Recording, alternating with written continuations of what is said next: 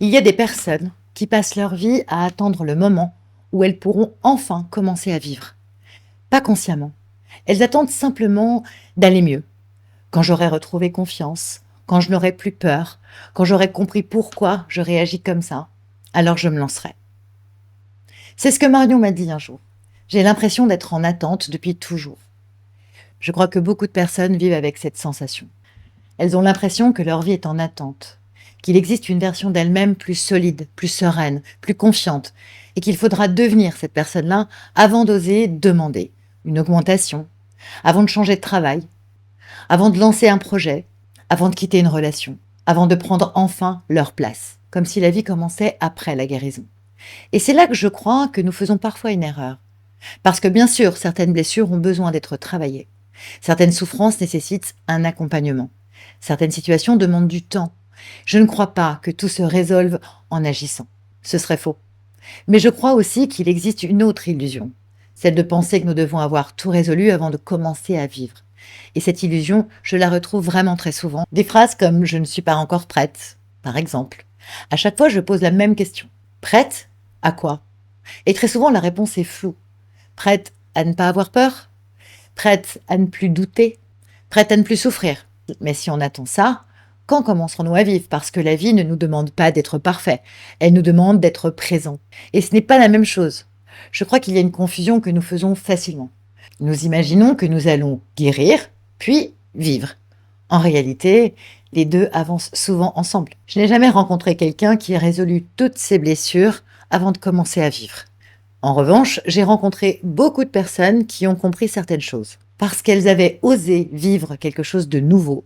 Une femme qui pensait ne jamais pouvoir s'exposer en prenant la parole et qui découvre après sa première intervention que ce n'était pas aussi insurmontable qu'elle l'avait imaginé. Un homme qui repousse depuis des années une séparation et qui réalise quelques mois plus tard que ce n'était pas la solitude qui lui faisait si peur, mais l'idée qu'il s'en faisait.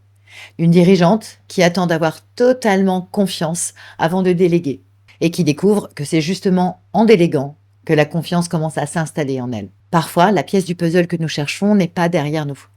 Elle est devant. C'est peut-être ce qui rend certaines démarches si frustrantes. Non pas parce qu'elles ne servent à rien, au contraire, mais parce que certaines prises de conscience ne peuvent pas naître dans un cabinet. Elles ont besoin d'une réunion, d'une discussion, d'un échec, d'un nouveau poste, d'une rencontre, d'une décision. La vie apporte parfois des réponses que l'introspection à elle seule ne peut pas produire. Et je trouve cette idée profondément rassurante, parce qu'elle signifie que nous n'avons pas besoin d'avoir tout réglé pour continuer à avancer. Je crois d'ailleurs que nous avons parfois une vision très injuste de la guérison. Nous imaginons qu'un jour, nous n'aurons plus peur, que nous ne douterons plus, que nous ne serons plus fragiles. Je n'y crois pas.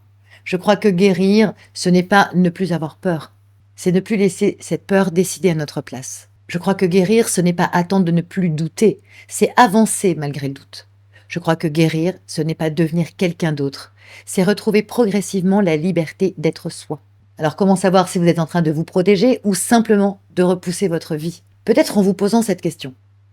Depuis combien de temps dites-vous quand j'irai mieux? Et qu'est-ce qui concrètement vous empêche aujourd'hui de faire un premier pas? Pas un grand saut, un premier pas.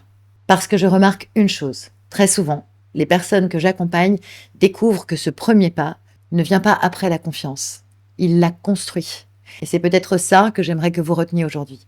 Il y a des blessures qui ont besoin d'être comprises. Il y en a d'autres qui ont besoin d'être vécues autrement. Et parfois, la réponse que vous cherchez depuis des mois, vous la trouverez ni dans un livre, ni dans une vidéo, ni dans un cabinet. Vous la trouverez au milieu d'une conversation que vous n'osiez pas avoir, d'une discussion que vous repoussez, d'une porte que vous n'avez pas encore ouverte. Parce que certaines réponses ne nous attendent pas en nous. Elles nous attendent dans ce que nous n'avons pas encore osé vivre. Et je crois que c'est une distinction essentielle, parce qu'on ne peut pas changer simplement en comprenant. On change aussi et surtout en expérimentant. Et parfois, la vie termine un travail que la réflexion à elle seule ne pouvait pas terminer. Parce que comme je vous le dis souvent, on ne change pas ce qu'on sait, on change ce qu'on ressent. La semaine prochaine, je vous parlerai de cette gêne toute particulière que l'on ressent quand on réussit mieux que ce que l'on aime. En attendant, si cet épisode vous a plu, n'hésitez pas à liker, à vous abonner, à partager et surtout, à vous abonner. À très vite!